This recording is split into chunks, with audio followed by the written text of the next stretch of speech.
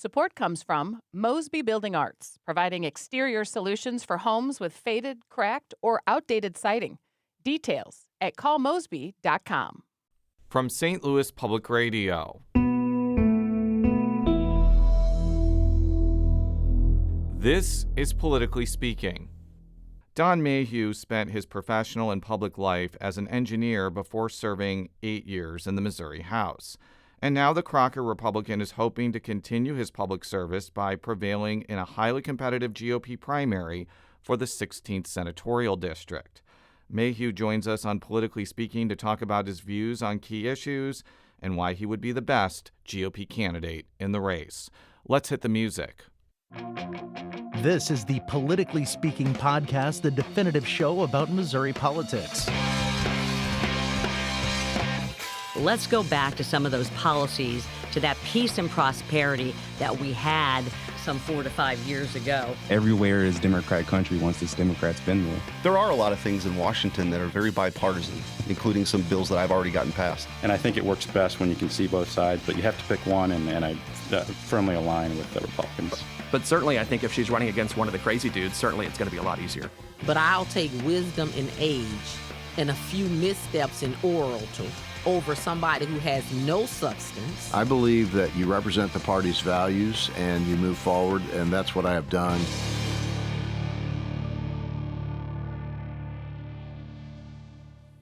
And welcome to Politically Speaking. I'm your host, St. Louis Public Radio's politics correspondent, Jason Rosenbaum. I'm once again in the Richmond Heights Bureau of St. Louis Public Radio, and joining us from the Rolla Bureau of St. Louis Public Radio is St. Louis Public Radio's Rolla correspondent, Jonathan All. And our guest today, he is one of 3 major Republican candidates running for the 16th Senatorial District. Our guest today is Don Mayhew. Thank you so much for joining us today. I'm asking this question to all 3 candidates. It's almost like a pop quiz. For listeners that don't know, what are the 6 counties that make up the 16th district? Okay, so we'll start at the northeast corner and work our way west. We have Marys, Phelps, and Dent, and we have Pulaski, Laclede, and Wright. You got it right. So you are now allowed to run for the seat. Exactly. So it's if you have a problem with that question, you might be running for the wrong seat. We have never had you on Politically Speaking before, so I want to give you the opportunity to tell us a little bit more about yourself and how you got involved in Missouri politics. Voters over here, at least over in Phelps County, will remember me as being their state representative for about 4 years there in my first 2 terms in the House of Representatives. I'm born and raised over in Crocker, Missouri, one of 10 children. I'm a father of 4 and grandfather of 11, and pretty much lived in Crocker most of my life. Like I said, born and raised there. And I have a small business in Waynesville, Missouri, where I have a small engineering and consulting firm where I do engineering and surveying, and have been there since 1996. And been in the various offices in up and down the line. I was elected county surveyor for 10 years, and I was on the Crocker School Board for 6, and been in the House of Representatives for 8 years, where I have spent all 8 years on Budget Committee.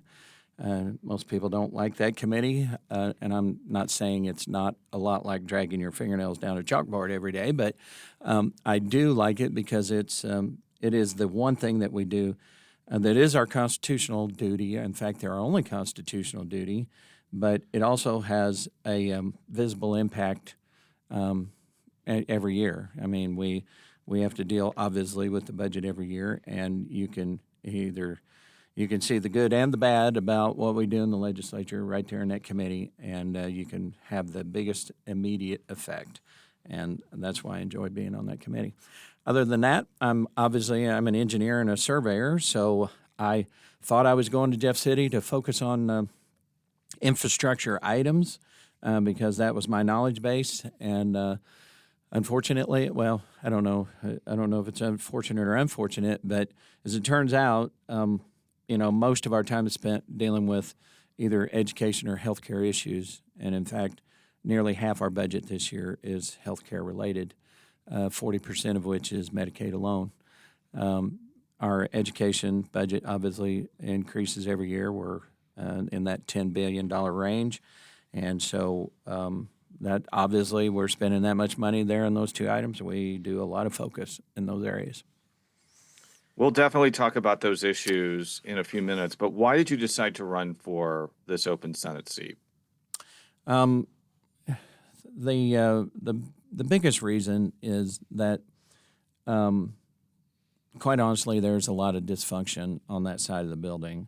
We're able to accomplish a lot, for better or for worse, on the House side of the building. But I think our rules require us to cooperate a little bit better on the House side. On the Senate side, tradition aside, there are some improvements that can be made there rule-wise, and we can talk about those later. But it's the complete dysfunction is what encouraged me to run. But I think there's a high level of frustration with members, especially the ones that come out of the House, with that dysfunction.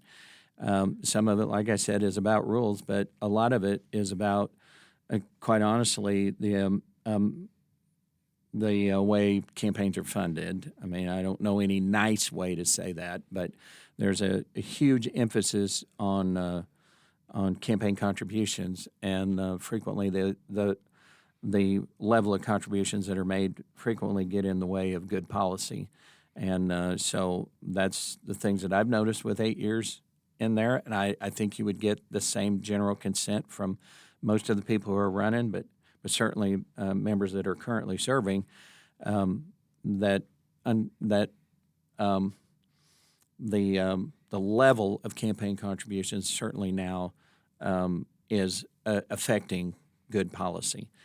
So I'm trying to change that trajectory in my way, and I think there are some members over there who share my concern, and I think if we keep electing folks who are focused on their constituents and not on the lobbyists, I think we can make a difference. I think the last time you and I talked before today, we were about a mile north of here at the Protoplex on Missouri S&T's campus. Right. And the governor had a session on AI and data centers. And it was an incredibly... And it was just very unusual because most time you get a big room full of people talking about data centers and AI, they're very angry about it. But this room was very supportive. Mm-hmm. The governor is supportive. The governor's agencies are supportive.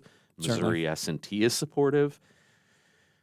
You have called for a special session to talk about regulations. So I'm wondering what led you to do that, and maybe how significant of an issue do you see that being for the state of Missouri and in this district that you're running for? So, data centers became a topic probably a couple of years ago, but without a lot of attention. We really didn't get a lot of attention until, Google announced that they were going to do a $14 billion investment here in Missouri. We all love economic development. We all love jobs that are created, even if a significant number of them with the Google project are construction related. However, that industry has drawn themselves some bad press over the years, and have caused some concern to folks about how they had operated in other states. And certainly, from what Google was, or the proponents were saying right here at S&T about some of those things that they've addressed, it is probably not getting enough playtime.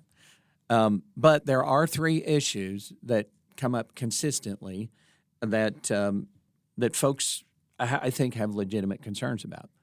Now, we in the legislature move at the pace of the slowest snail in the bunch, right? And these data centers move at the speed of light. And, no pun intended, the reality is that most of them that are going to be built here in Missouri are going to be either under contract or under construction within the next year or so. But the problems that, as best as I can tell, are not being directly addressed that are legitimate concerns. Let's start with the first one, the water. Now, there's a lot of noise out there on the internet, and most of it is just wrong about the water. However, there is an issue related to water that I believe is a legitimate concern that we could address immediately and probably should address immediately, and that is based in the cooling water. Okay, well, where if I was advising them as an engineer, where would I advise them to drill their well? And how deep would that well be? Well, I would tell them to drill the well in the shallow aquifer. If they're not using it for potable water, it's just cooling water, then it becomes just like irrigation water down in southeast Missouri. There's no need to worry about the quality of the water. Well, unfortunately, that 400-foot range is also where local domestic wells are tapping. That's their aquifer that they're tapping. And so there's a legitimate concern of neighbors who are immediately adjacent to Google about how much water they're drawing out of that aquifer. We call it the cone of influence. So the more water you draw out, the more that spreads out and could cross over into domestic wells nearby. I think that's an easy solution to the problem. We might be able to do it with regulation. I'd be a little bit more comfortable with codifying it to put them in the same category we put industrial users that are using processed water.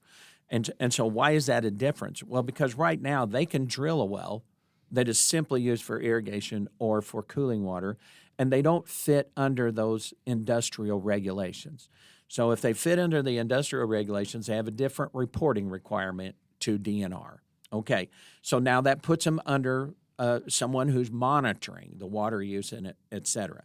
So my preference would be is that on the water issue, we can solve a lot of those concerns with their neighbors by just moving them into a different classification. We don't have to do statewide planning and zoning in order to do that. We simply require that users of a certain size have to meet these industrial standards. Okay, once again, perfect thing for a special session. Now, the next thing is the electricity. Well, the proponents of SB4 were promoting SB4 as a way to attract these kind of businesses. I would agree with them. The problem with it is that what we're going to see in the immediate future prior to QIP even taking place, if it ever does, is that the demand on electricity follows the exact same supply and demand curve as anything else that you buy or sell. And this instantaneous demand on the system is going to naturally drive up the price. Well, that's also going to encourage more talk about creating more power generation, which means more emphasis on collecting additional funds for QIP. Okay, Google, best as my knowledge, signed a 15-year contract with Ameren. Well, probably a couple things you should be asking yourself is, why a 15-year contract? Why not 10? Why not 20? Well, I don't know. I wasn't involved in those negotiations, but I believe that it is because we know, if you listen to Elon Musk and other prognosticators that have been correct pretty much, they're telling us that these things are going to be dinosaurs in 10 to 15 years. We're probably around the corner from quantum computing and other technologies that are going to be able to store a lot of data in a very small space, and that these data centers are going to go away. Okay, so having said that, if it's going to take 20 years to bring the power plants online that will be created simply to supply electricity to data centers, and then we don't need the data centers anymore, but the folks have been paying QIP these additional fees all along, well, then how does that figure into the mix? And so are we, truthfully, as a residential ratepayer, simply subsidizing Google's operation? Well, I would submit to you that we are. And I would submit to you that SB4 actually encourages that. And so when the circus leaves town, right, who gets left holding this thing? Well, the ratepayers are going to be on the hook for the increased demand. The county is going to be on the hook for this empty 40-acre building, which is the third thing, is that, who takes care of it when we don't need it anymore? A good friend of mine said, he said, in 10 to 15 years, that's going to be the world's biggest pickleball court. I'm not sure they need that in Montgomery County, but it will be there. And so, those are things that I think we can address. That decommissioning thing is a real thing. And I don't know that the local commissioners have taken that into account. I mean, I can take you to several small, medium-sized towns in the state that have 2 empty Walmart buildings, right? Empty supercenters, because they can't, there's no business that wants to move into them. And so I'm afraid that we will get in that situation, for instance, in places as rural as Montgomery County. So, but honestly, I get all that. Most people, their concerns are about being a neighbor to them, right? Because I don't care if I'm certain they've addressed the noise issue, but the one thing that they haven't addressed, and one thing they cannot avoid, is these things look like an airport if you're living next door to them. I mean, they are lit up. And so I would say that that's going to affect property values, and that Google and Amazon should address the effect on property values in the immediate vicinity with their neighbors. And so I think we can do that in a reasonable way that doesn't discourage development, but also gives the proper protections to the adjacent neighbors to these operations. Okay, so that's a lot of great detail. Sorry about that. No, it's okay. The only AI or data center bill that had any movement in the legislation, one bill got a hearing in the House and died there. Mm-hmm. Nothing happened in the Senate. You and a few other people have called for a special session. Kehoe has made it pretty clear by his silence he's not interested in that at all. If you get elected and you are in the Senate, will you introduce legislation, and do you think it will actually go anywhere, considering our track record over the last 10, 12 months? I think the public's outcry on this, because, I hear this at almost every door. I don't know about the other districts. Mm-hmm. I do know in the 16th district this is a concern. They're going to expect us to do something. And now it's a lot of it's going to be the cow's already out of the barn kind of a thing, right? Because Google will be well under construction, and because of ex post facto, we can't pass a law to make them subject to something that they're already in the process of doing. We can only affect those that are being built in the future. That was the other need for the special session, was so that we could address those concerns right now, so that the people could be relieved that at least the legislature and the governor were concerned about their concerns. The other thing, too, is and I tried to explain this to folks who had talked to me about it, was this. I don't see how this is a bad thing even for Google, right? Right now, there's a lot of rumor and speculation running around the internet, Facebook and everywhere else. Now, I know, I'm not a big fan of data centers for sure, but the reality is that I know, as an engineer, I recognize a lot of that is just being noise. Well, the way to clear that noise out is to have public hearings where folks can come in and express their opinions one way or the other. We can get the experts to sit in front of us and talk to us about it, and then people can make a decision based on an informed position. And that was the other thing that I think was ignored, because they were afraid that it may generate bad press. Well, you get the bad press no matter what, right? So the truth is that a special session would have even helped on that side of it. So I appreciate the governor's position on it, and perhaps if I was sitting in his shoes, I would probably make the same decision. I don't know. But I think that this further outcry, and the longer this goes without us addressing it, the worse it gets for other. We've got cities right now. I think Rolla itself is talking about doing a moratorium on data centers, and I don't even think there was one even on the horizon for it. I want to talk about video lottery terminals. What was your posture when that legislation came through the House to legalize and regulate them? Okay, so there we've probably seen in the House at least 5 different versions of that bill.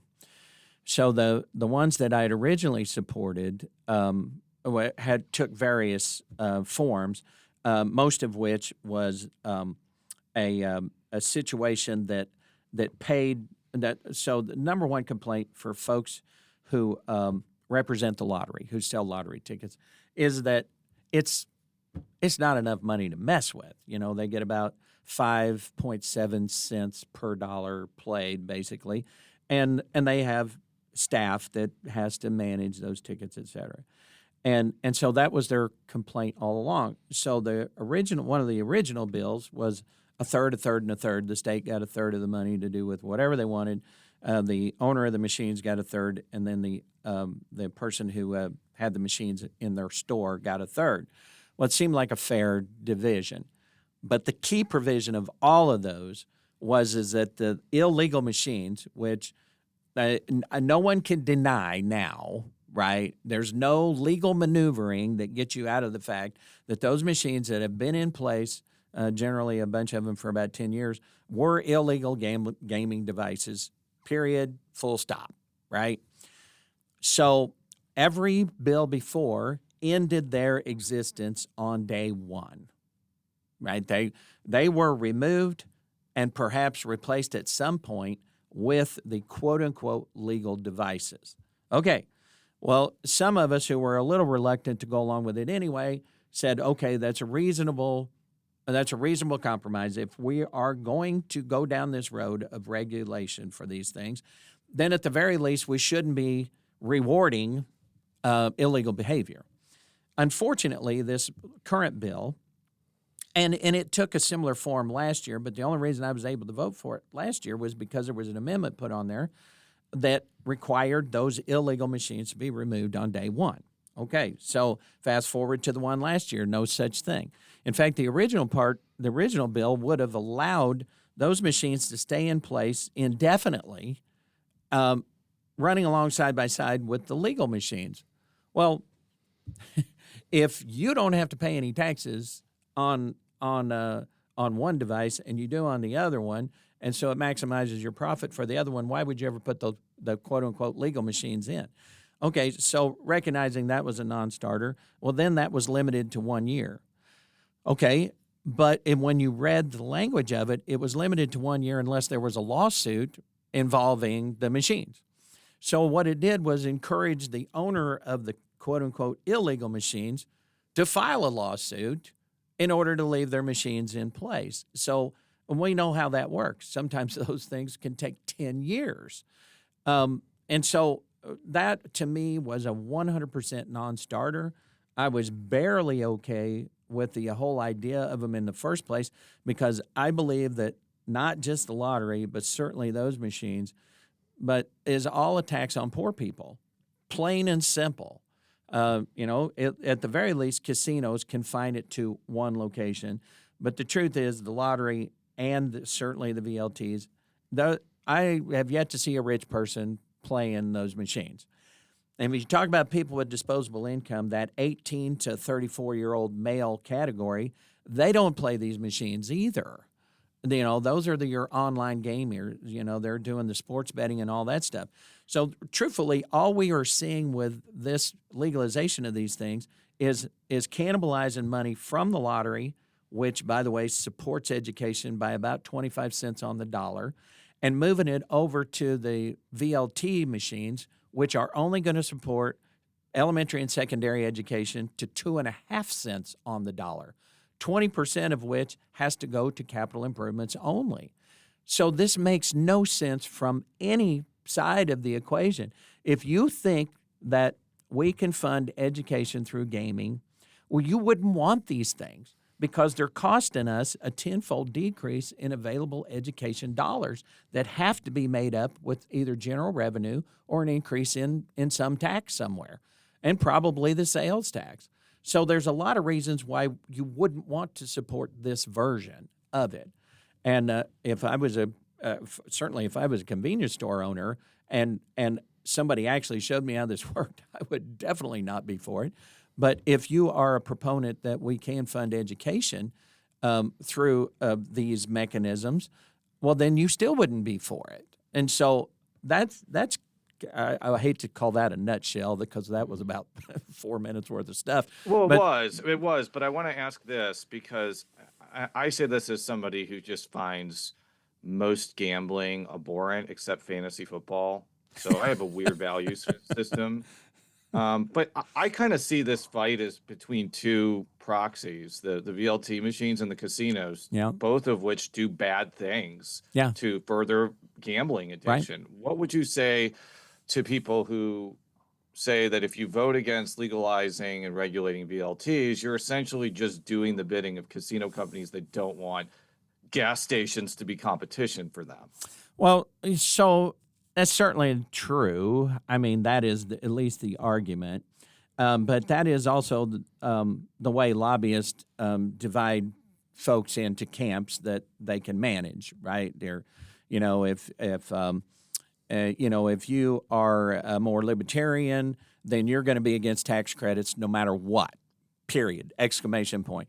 But then when you go to that individual and you talk to that exact same individual who says, I'm a no tax credit ever for any reason, and you ask them about, well, what about the pregnancy resource tax credit? Well, now suddenly that's different, right? Well, but that's one of the strategies that's used up in the Capitol. And so being someone like me who doesn't fit well in either camp and have voted against, and some occasionally for, one thing or the other, I'm not a reliable check mark. And so that presents a problem for the lobbyists. They want everybody to fit in nice little categories. And so they can say that. They can say, okay, well, this is a casino guy and this is a VLT guy. Well, we had the same kind of sort of thing with the sports betting versus the VLT. And then the casinos were kind of tangentially related to that, only because they didn't like the VLTs. They don't like the sports betting either, but they could put up with the sports betting because they had an opportunity to make a little money off of it. But that is how Jeff City kind of works. It was what you had kind of alluded to, is that we want our little pockets, our groups, and we want to be able to put people in these categories and with no crossover. You're a crossover person, then you're a flip-flopper. Well, you're not a flip-flopper, but it's just that the lobbyists want this clean and neat, and that whole subject is not clean and neat. It appears that at some point in the past, I've never voted for it, was that we thought that gaming would solve our financial woes.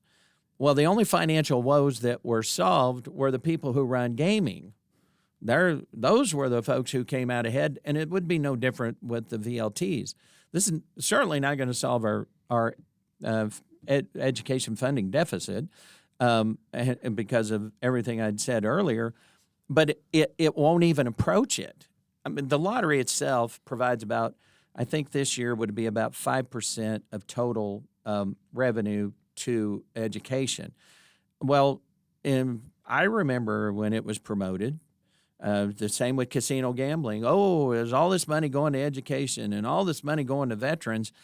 And so here we sit with 4%, 5% after all the trouble we went through. But we have noticed, as with sports betting, that the folks running sports betting are making money hand over fist. However, the state of Missouri ain't getting much. We'll be right back with more of State Representative Don Mayhew on Politically Speaking. Hi, I'm Laura Hamden, and my colleague Jessica Rogan and I are your daily hosts of the Gateway newsletter. We meet with the editors in the STLPR newsroom every weekday to bring you the top local stories of the day in a quick and easy 6-minute read by 6 a.m. In an age of overwhelm, it's a refreshing, thoughtful take on the news day, if we do say so ourselves. Fine-tune your daily news habit with the Gateway newsletter. Subscribe at stlpr.org/gateway. And we're back on Politically Speaking with Don Mayhew. He is one of 3 major Republican candidates running for Missouri's 16th Senatorial District seat. Jonathan, I'm going to throw it back to you for more questions. I want to talk about education. Okay. And my canary in the coal mine has been both my kids graduated from Rolla High School. Yep. And one of their very favorite teachers left this year because she's just not making enough money. Yeah. And now she's working at home for a company that she can work remote for and just make a heck of a lot more money. 100%. And they're not going to be able to replace her. They're just not. Absolutely. And so how do we make sure that we are providing the best education for our kids when we can't when Missouri ends up at the bottom of lists of what we pay teachers, and we've got good teachers who say, I just can't afford to have this job anymore. I have to go do something else, something I don't even like as much, but something that will just let me provide for my family. How do we solve that? So and there's a couple of different things in there, but let's start with the first one. And this is probably rural specific, and you probably can't apply this everywhere. So I'm very familiar with a lot of teachers. In fact, my daughter-in-law is a teacher, and my sister was a teacher. In almost every case of a teacher leaving prior to being fully vested in the retirement system, that's less than 5 years, they did not leave because of the pay. They told me it was administrator support, right? Yes, the pay wasn't great, but it's so horrible that they, had an issue, a big issue with it. But it's administrator support. Well, I don't know how exactly we address that problem in any effective way. I mean, that's a school board problem, right? That's your local school board has to address those issues. And I can appreciate that they can be reluctant with contract staff to, put the onus onto the people who are responsible for that. Okay. On the pay issue, we passed minimum teacher salary.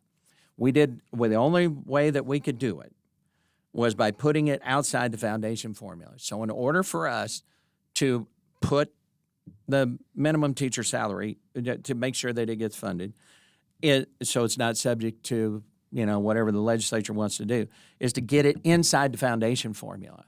Okay, every single administrator or anyone else who knows anything about the foundation formula complains about the foundation formula and talks about how much it needs to be fixed. We all agree that it needs to be fixed. And then every single opportunity, including the governor's task force on this, always reverts back to the same divisions, right? I don't care about fixing the foundation formula as long as you're not going to fix my part, right? and so that's what we're kind of seeing. I'm hoping that the cooler heads will prevail and we will end up with something. But just one example to show you, the dollar value modifier was put in there to favor urban schools, but not for any good reason. It's because there's more legislators from urban areas. Well, that's detrimental to rural schools, period, exclamation point. And everybody agrees with that. But when you talk to the urban schools about getting rid of the dollar value modifier, guess what they say? Oh, no, don't touch my little pie, right? So a former state representative, and I'm going to give him a shout out because he did the yeoman's work on that thing. He spent his entire 8 years trying to figure this problem out. He talked to everyone involved, and he finally got it massaged to the point where 95% of the schools, their funding would stay the same. It got rid of all the stuff, the hold harmless schools and all that other stuff everybody complains about. Got it where 95% of the schools would see no funding change. 2.5% would go up and 2.5% would go down. And you know what? All of his partners said in that represent education organizations, they said, we're not going along with anything that doesn't either keep it the same or raise for everyone, even though the 2.5% of those schools have significant local effort that goes into funding them. And so if you're going to be that intransigent on the one complaint that you have in education, not sure the legislature can fix that. However, I am willing to try and make sure that we have a consistent source. One thing I can say is that I'm actually pretty proud of is that we have successfully managed to keep a 40% floor on transportation reimbursement in the budget every year. Because of the passage of 335 first and then Senate Bill 727. Who was that state lawmaker that you wanted to give a shout out to? That was David Wood. David Wood. Yeah, sorry about that. I meant to give him a shout out, but that was David Wood. Yep, absolutely. So let's talk about the ballot initiatives that are going to be up for a vote in August. And I do want to ask one about that's going to be on in November. You voted to put Amendment 4 on the ballot, which would make it harder for some constitutional amendments to pass. For context of people who don't know about Amendment 4, any constitutional amendment that's put on the ballot through initiative petition process would need 8 out of 8 congressional districts and a simple majority to pass. Constitutional amendments that are put on by the legislature would need just a simple majority. So you voted to put it on the ballot. Do you support this proposal, and explain why you do or you don't support it? Okay, so the U.S. Constitution fits comfortably in the breast pocket of this jacket. We don't change it very often. The Missouri Constitution, one year we added about 70 pages to the Missouri Constitution. In fact, the marijuana amendment added 43 pages of lawyer gobbledygook that basically was just creating a monopoly for 4 big gummy companies. The edibles apparently is where all the money is in marijuana. But essentially that's what it done. It was just a spec sheet to make it where those companies would have a monopoly. And so what we're seeing is, and I think this can be acknowledged on both supporters and opponents of any measure that comes along, is that it is way too easy to change our Missouri Constitution. And it would be different if these were actually initiative petitions by people, but they're not. They are promoted by, written by mostly outside companies who are wanting to change our Constitution, not in favor of the people, but in favor of their own business. Well, if you can get away with it, okay, I guess that's one thing.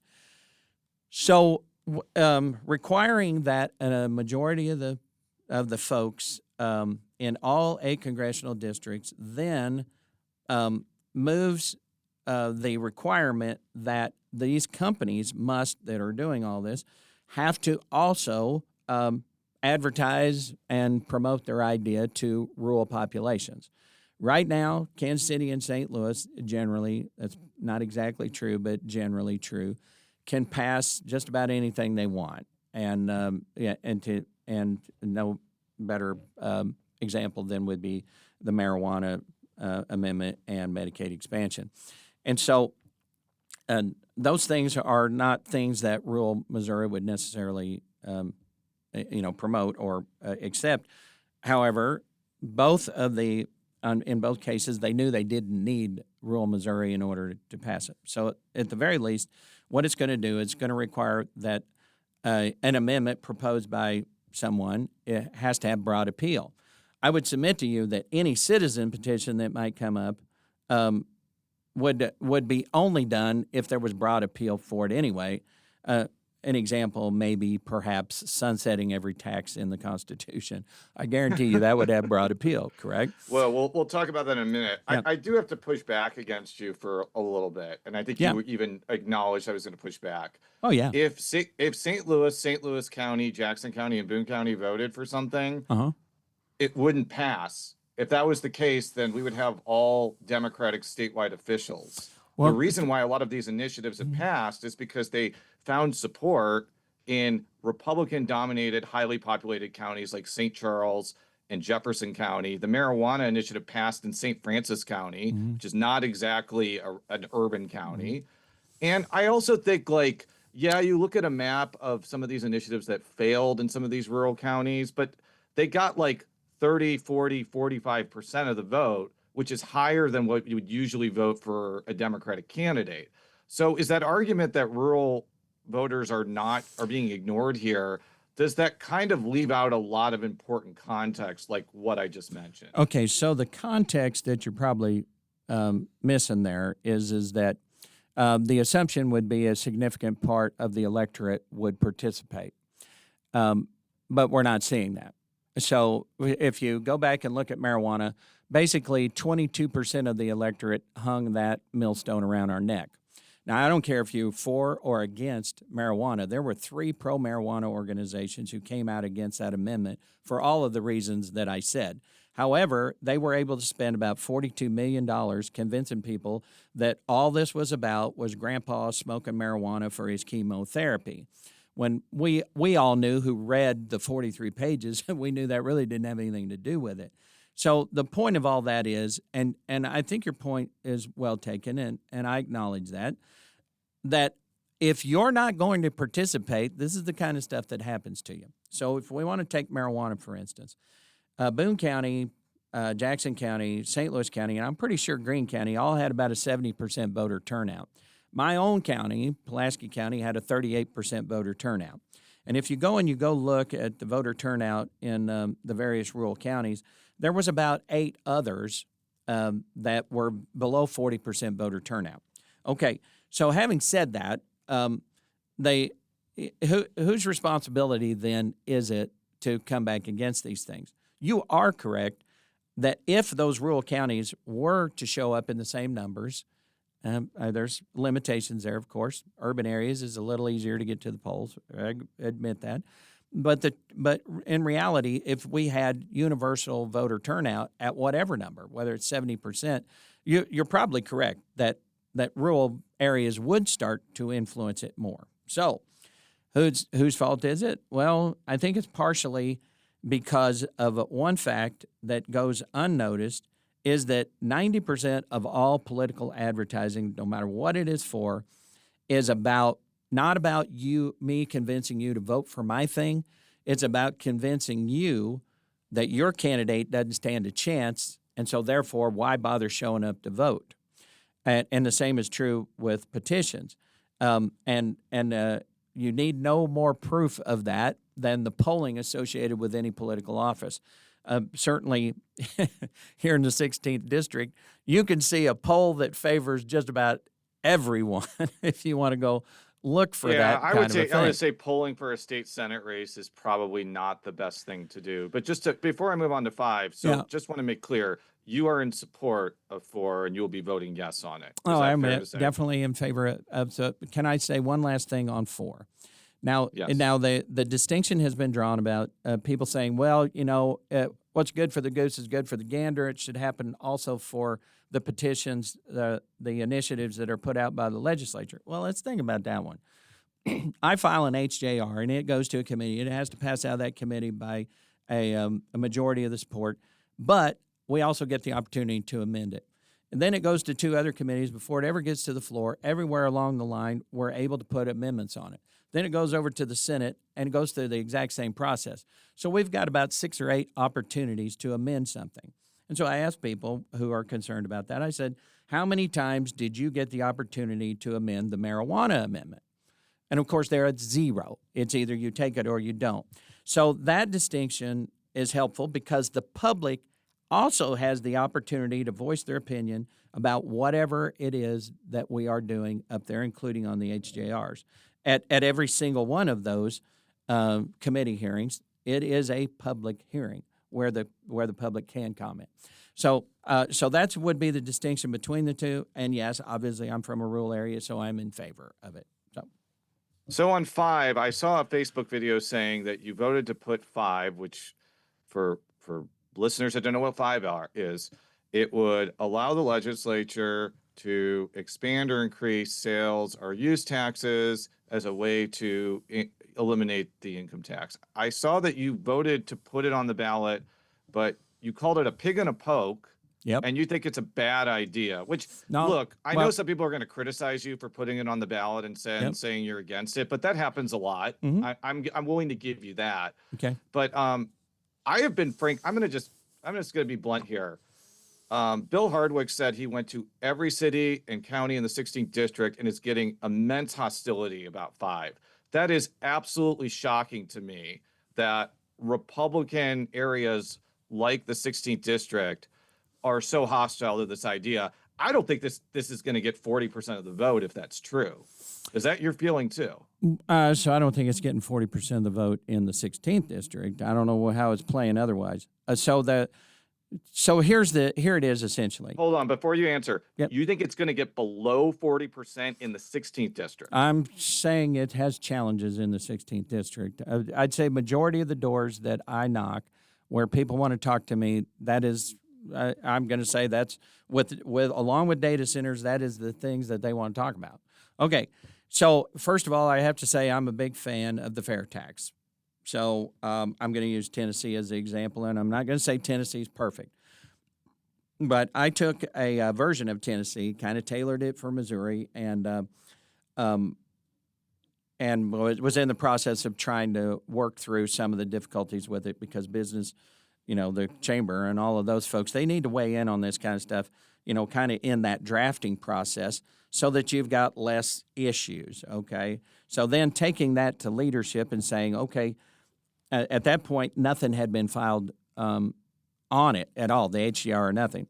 So the sentiment was, in leadership, was, well, we don't want anything to confuse the subject, right? And besides, your bill can't take effect until the HJR is done. Okay, so, and I said this is not a state secret by any stretch of the imagination, that I really don't want to leave that in the hands of the legislature, that if we truly are going to go down this path, then the people need to weigh in on it at some point. Now, let's assume for a moment that it does pass. Let's say this big advertising campaign somehow sways the majority of the voters in the 16th district into voting for it. Okay, fine. My issue then is the one that's been expressed by just about everybody. They don't trust the legislature, and I think for good reason, for not handing out exceptions to the highest bidder. That's my problem with it. Had we done my bill that I didn't file because, once again, leadership was like, yeah, we ain't doing your thing. The reality is that me personally, don't like voting for something I don't know what the end result is. So if, as we all know, that it can easily be done that he who has the highest paid lobbyist gets an exception. Governor's already promised 3 exceptions. Real estate, I'm good with that. Ag already has no sales tax on practically everything. The only thing they're paying is an income tax. Well, I'm okay with that. On medicine, however, there's a few distinctions that need to be made in there, which I'm okay with giving an exception to the doctor that's putting grandma's knee replacement in, because that's Medicaid and Medicare dollars anyway. It's just tax and a tax.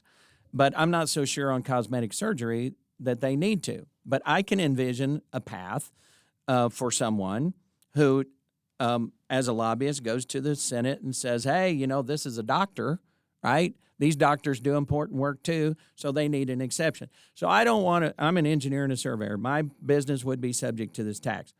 I'm okay with it, but I want everybody else to pay it too. I don't want the barbers and the surveyors and the engineers to be the ones left holding the bag. I want the lawyers and the CPAs to also have to pay this tax if I do. So that's where I'm at on it. I don't think that was ever a secret for me. But yeah, so you're voting no on 5. So I'm voting no on 5. Well, Representative, thank you so much for joining us today. And for all of our coverage of the 2026 primary, make sure to go to STLPR.org. Politically Speaking is a product of St. Louis Public Radio, which is a product of the University of Missouri system. And Representative, how can people find out more about your campaign on the World Wide Web? They can find a lot more information about me on my website, and that is mayhew4missouri.com. That's 4 spelled out, F-O-R, not the number 4. So that's mayhew4missouri.com. Obviously, you can find me on Facebook. I've contributed quite a bit to that, and you just Google my name, and it'll come up. Thank you very much. And until next time, so long.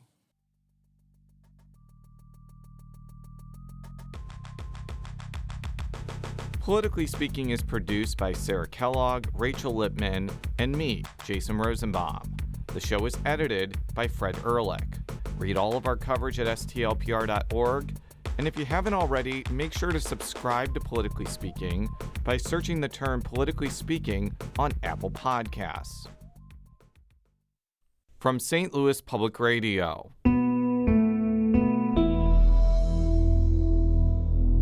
This is Politically Speaking. Support comes from Mosby Building Arts, creating laundry rooms with improved storage, workspace, and everyday function for one of the home's most used spaces. Inspiration at callmosby.com.